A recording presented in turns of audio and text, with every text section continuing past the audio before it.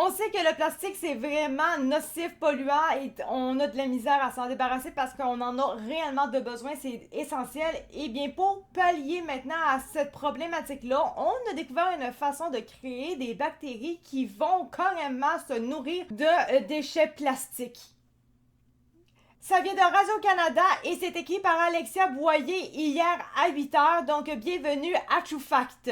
Jusqu'à présent, les matières plastiques issues du pétrole ne font que se désagréger en microplastiques dont les effets sont mauvais sur la santé, que ce soit humaine ou toutes les espèces vivantes qu'on peut avoir sur la planète. De nombreux chercheurs travaillent donc à trouver des solutions, dont l'utilisation de bactéries mangeuses de plastique qui parviennent à dégrader et consommer le plastique comme source de carbone et d'énergie grâce à leurs enzymes. Donc, grosso modo, sont en train de créer une bactérie qui, elle, comme nourriture, elle mange carrément du carbone. C'est aussi simple que ça. Malheureusement, tout n'est pas parfait. Ils font toutefois face à un certain nombre d'obstacles qui empêchent le développement d'une solution satisfaisante à grande échelle puisque les bactéries ne consomment le plastique que dans certaines conditions. La température, la luminosité ou le taux d'oxygène qui, eux, ne peuvent pas être contrôlés dans les décharges, ce qui fait que le plastique ne s'y dégrade pas malgré une certaine biodégradabilité potentielle. En effet, ces bactéries ne peuvent dégrader qu'environ 10 à 20% du plastique au maximum. De plus, quand le plastique est mélangé à d'autres types de déchets, comme c'est le cas dans les sites d'enfouissement, les bactéries se tournent vers des produits moins difficiles à consommer. Et il y a aussi une problématique avec le polymère au niveau des enzymes de ces bactéries-là. La majorité des plastiques proviennent d'hydrocarbures, donc des molécules uniquement composées d'atomes de carbone et d'hydrogène, la plupart du temps issues du pétrole. Au cours du processus de fabrication, ces molécules s'assemblent pour former de longues chaînes appelées polymères. Donc c'est une grosse chaîne de carbone et d'hydrogène en gros. Et malheureusement, les enzymes des bactéries ne peuvent pas accéder à toutes les chaînes de polymères. Des zones plus cristallines, c'est-à-dire plus solides, résistent à la dépolymérisation. David Levin, qui est professeur en ingénierie des biosystèmes à l'Université du Manitoba, il dit « À mesure que le plastique se dégrade, il devient de plus en plus résistant. C'est pourquoi il dure des centaines de milliers d'années. » En outre, chaque type de plastique possède une structure moléculaire et des propriétés uniques. La bactérie et l'enzyme en soi, qui vont parvenir à dépolymériser un type de plastique, ne parviendront pas forcément à en dégrader d'autres. Donc, ils vont en dégrader quelques-uns, oui, mais pas toute la gang. Et on a besoin justement de ça. Donc là, on est en train de développer en ce moment une bactérie pour qu'elle soit capable de faire tous les types de plastique. Et surtout, il faut qu'elle se dégrade, ces plastiques-là. Donc bref, c'est encore compliqué. On s'entend, mais au moins, on a quelque chose qui s'en vient.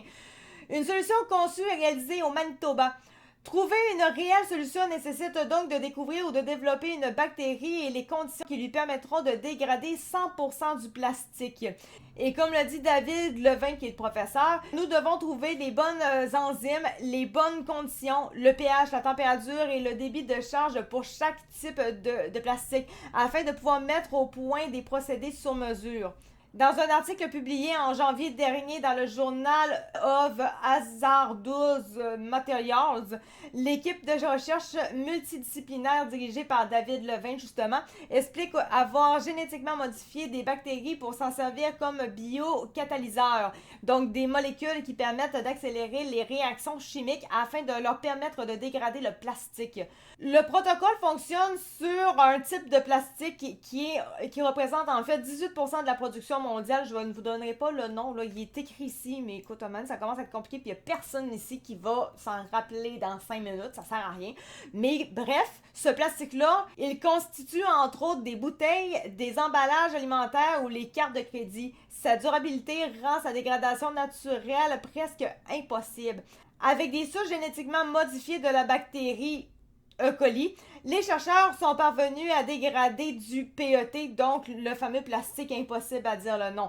Une utilisation à l'échelle industrielle devient ainsi envisageable, car les souches ainsi développées ont une préférence pour la dépolymération et la consommation du plastique qu'on parle depuis tantôt. Selon David Levin, le fait de réussir la dégradation complète du plastique grâce aux bactéries permettrait de transformer un déchet sans utiliser en une ressource dotée d'une valeur commerciale. En effet, par la consommation des plastiques, les bactéries pourraient synthétiser divers produits à valeur ajoutée, comme des fongicides qui sont des produits qui détruisent les champignons parasitaires. Avec ça, on résoudrait non seulement le problème de l'élimination de ces déchets, mais aussi la transformation de ceux-ci en une ressource exploitable. Faut juste pas que ça soit mauvais pour les humains en soi, mais cette idée est géniale. On va se le dire, cette idée-là, elle est géniale. Donc voilà pour ce qui est de cette vidéo-là. J'espère que vous l'avez appréciée. Moi, en tout cas, j'ai trouvé ça vraiment pas pire. Merci beaucoup de m'avoir écouté. C'était Actu4 de True Fact et on se retrouve pour notre prochaine vidéo. Merci, ciao, bye!